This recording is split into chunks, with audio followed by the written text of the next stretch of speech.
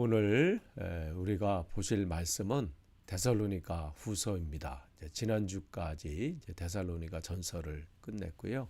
이제 오늘부터 데살로니가 후서 말씀을 우리가 나누도록 하겠습니다. 함께 보실 말씀은 데살로니가 후서 1장 1절에서 4절까지 말씀 제가 봉독해 드리겠습니다. 바울과 실루아노와 디모데는 하나님 우리 아버지와 주 예수 그리스도 안에 있는 데살로니가인의 교인에게 편지하노니 하나님 아버지와 주 예수 그리스도로부터 은혜와 평강이 너에게 있을지어다.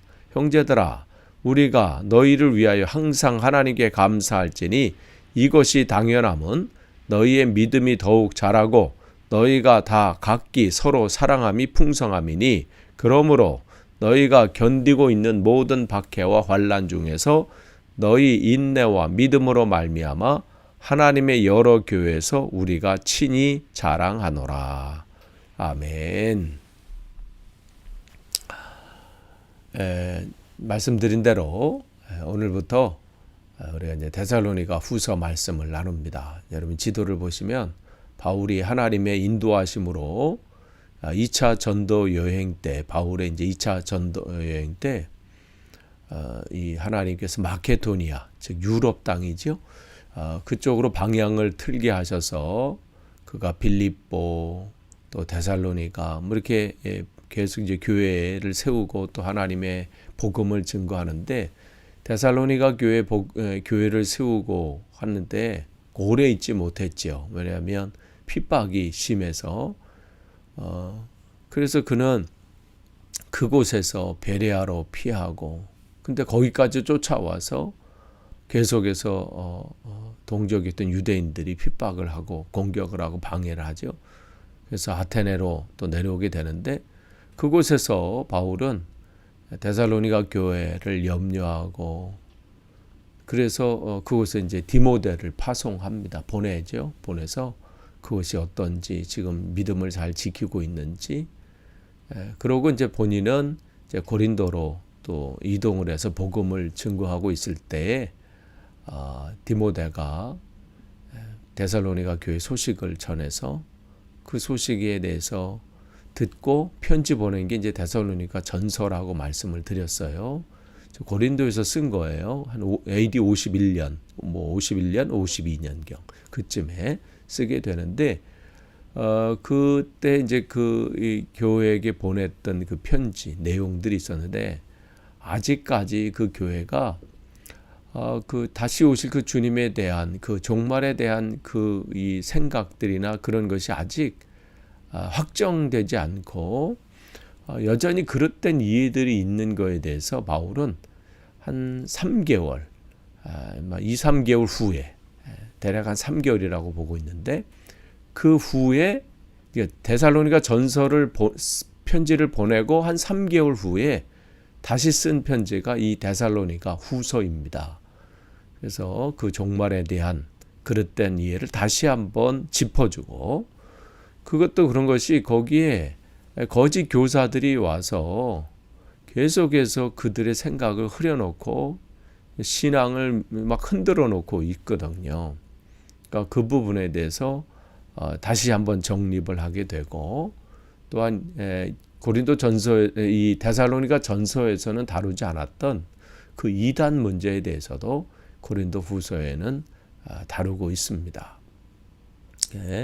그래서 우리가 오늘부터 이제 데살로니가 후서 한 3장 길지 않은 거예요. 그래서 그 장을 우리가 살펴보도록 하겠습니다. 근데 시작은 이 데살로니가 전서와 마찬가지로 바울과 실루아노 이제 신라죠.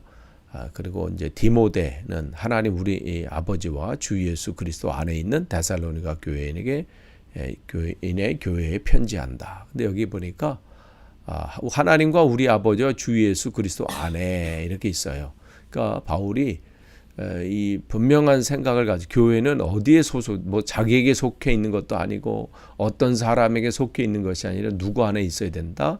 하나님과 예수 그리스도 안에 있어야 된다. 분명한 이 하나님의 백성은 어디에 소속되어 있는가? 그것을 분명하게 하고 있어요. 그러니까 저와 여러분은 어떤 다른 사람에게 있지 않습니다. 우리는 우리 하나님, 우리 아버지와 주 예수 그리스도 안에 있는 교회입니다.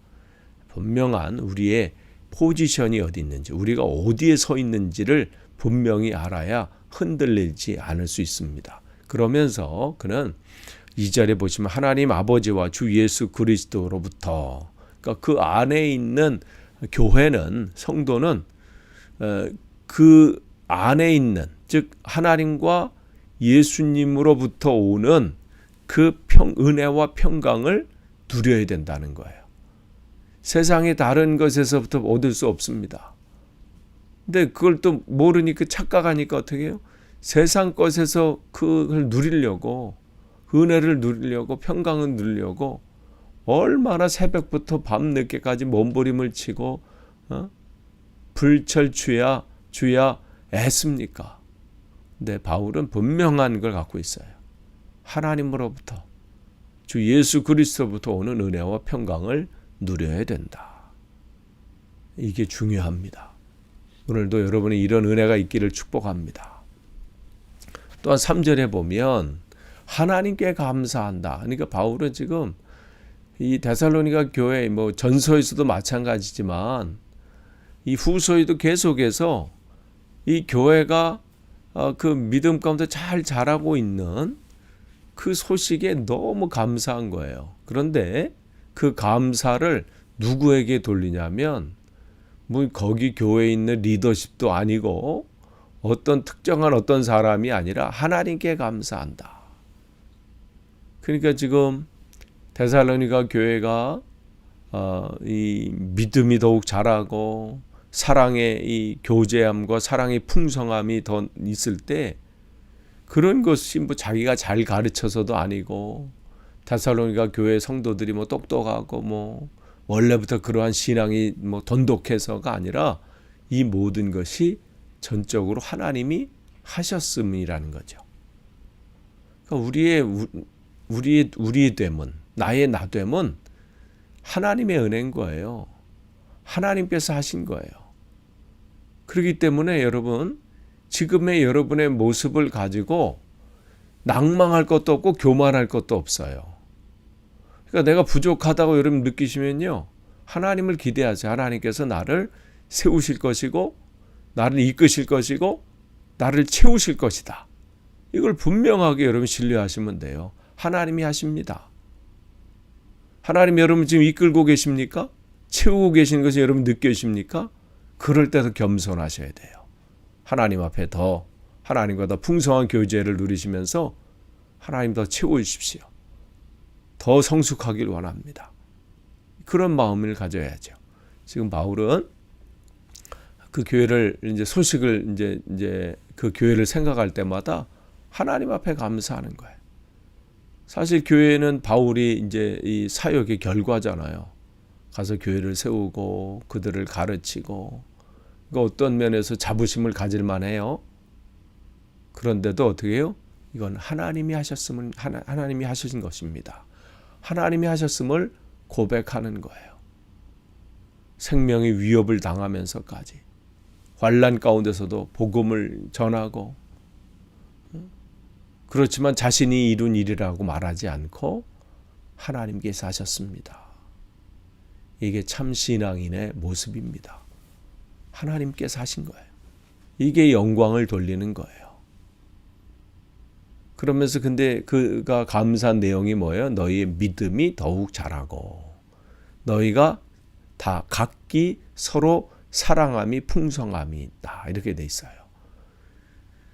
그러니까 무슨 다른 자랑이 거기에 리더십들이 똑똑하고 무슨 대단한 사람들이고 또 교회에 사람의 숫자가 증가되고 재정적으로 풍성해지고 이런 것들이 아니라 그의 자랑은 이들의 믿음이 성장하고 있는 것. 그 다음에 서로 이 사랑의 풍성함이 더 있다는 것. 그러니까 그걸 자랑하고 있는 거예요. 그러니까 성도들 한 사람 한 사람이 정말 하나님 앞에서 성장하고 성숙해져 가고 서로 하나님 안에서 단단히 세워져 가는 것. 그걸 생각할 때마다 너무 감사한 거예요. 하나님께서 그렇게 이끌어주심에 감사한 것이죠. 외적으로 드러난 뭐 그런 것 때문에 감사하는 게 아닙니다. 이게 교회의 바람직한 모습이에요. 그러니까 교회의 이 요소, 우리가 특별히 중요한 요소 그러면 믿음과 사랑이에요. 믿음은 하나님과의 관계되는 수평적인 관계죠. 하나님과 나 사이의 수평적인 관계. 이게 든든해져야 합니다. 교회는 이게 든든해져야 돼요. 사람과의 무슨 끈끈한 사람과의 뭐 이게 아니라 믿음은 사람에게 갖는 게 아니에요. 하나님과의 관계 속에서 믿음이 더 든든해져야 되는 거죠. 그 다음에 사랑은 어떤 관계? 수평적인 관계예요. 믿음이 수직적인 관계라면 사랑은 수평적인 관계, 나와 너와의 관계예요. 그러니까 하나님을 향한 그 믿음이 든든히 세워진 사람은 그 하나님을 향한 그 마음을 누구에게 표현해요? 이웃에게 표현하게 되는 거죠. 하나님이 나를 용서하심을 절절히 느꼈다면 그 용서를 또 흐르게 만드는 거예요. 그 사랑을 흐르게 만드는 것이죠.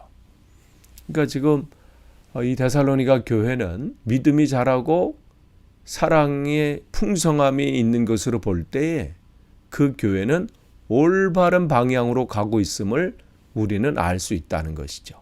그러니까 우리 교회가 제대로 가고 있느냐 안 가냐는 다른 거에 없어요. 뭐 사람이 뭐 하나님께서 보내주시냐, 재정적으로 느냐, 뭐가 어떠냐가 아니라 각자가 하나님과의 그 수평적인 관계인 믿음의 성장이 있는가, 믿음의 진보가 있는가가 점검되어야 되고, 성도 간에 사랑의 풍성함이 있는가, 이걸 점검하면 되고요.